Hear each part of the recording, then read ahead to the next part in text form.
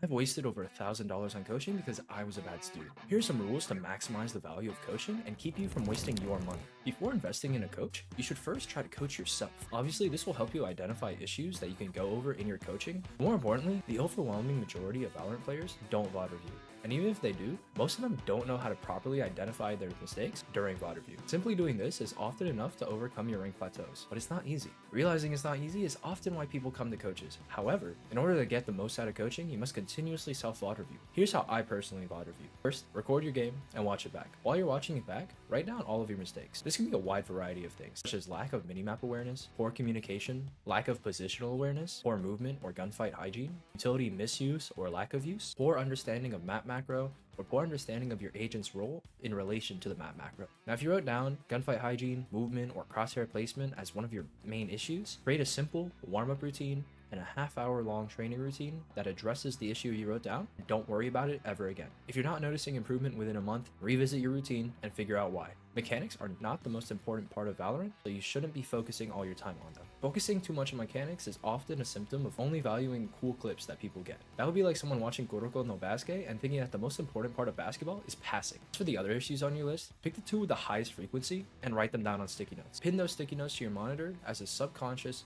constant reminder during your games. You shouldn't be looking at them during your games, but just know that they're there. Now that you have notes to improve on, the way you VOD review changes. You should be recording every single game and search specifically to see two things with your notes. You should ask yourself, did I improve? And am I at a sufficient level to move on? If you're lacking knowledge on map or agent macro, you might have to watch guides or pro players to learn more about that. I'll be posting a video on how to do that next week, so subscribe and turn on notifications to be the first to know about it. And most of your improvement will come during this self-VOD review period. You'll only notice it during games because the effect is you winning, but the cause of it is you VOD reviewing. This is because your brain will remember everything that happened during your VOD reviews and subconsciously apply it during the game. Thinking too much during your games and trying too hard to improve at the notes will actually cause you to tense up and perform worse, hindering your improvement. That may also exaggerate other issues because you're performing worse than usual. On top of VOD reviewing and actively improving at Valorant, it's important to have a good life in the real world as well. As you try to improve, you can find yourself being massively held back by a bad sleep schedule, bad diet, a lack of exercise, or a poor social life. Before I start coaching with a new student, this is the first thing that we talk about. Do you eat decently on a regular basis? Do you sleep well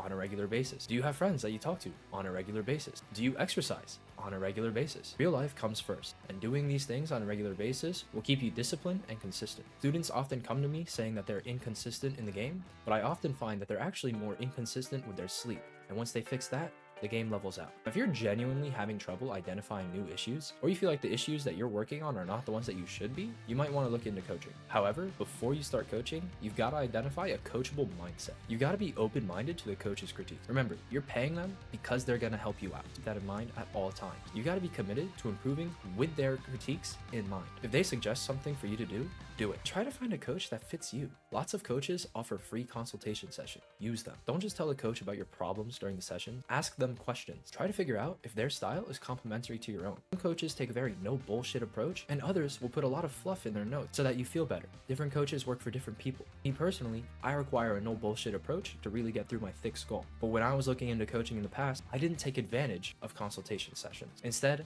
I just scheduled sessions, and frankly, I wasted a lot of time and money because of that. Use consultation sessions to your advantage. DM them questions for free before you do coaching. Don't commit time and money to something that could be set up as a failure from the start. Compatibility matters. If you're interested in finding out more about coaching and interacting with a community of people who are actively trying to improve in Valorant and life in general, join my Discord using the link in the description. Let's say you've scheduled and participated in your first coaching session. You're magically better at Valorant. Now it's time to put in the work. The coach did the first part of VOD review. They identified your issues, but now you have to do the second part, working on those issues and actively checking to see if you're improving on them. That's the most important part. You can say you're improving all you want, but unless you're VOD reviewing and seeing whether or not you're better than before, you'll never know. So you've hired this coach and you've got notes to work on. When do you go for another session? This entirely depends on you. I don't recommend scheduling another session with a coach until you've completely addressed the issues that you were given in the prior session. Not only is it a waste of time and money for both you and the coach, because you'll likely go over the same note and you might become overwhelmed with the amount of notes that you have to go over,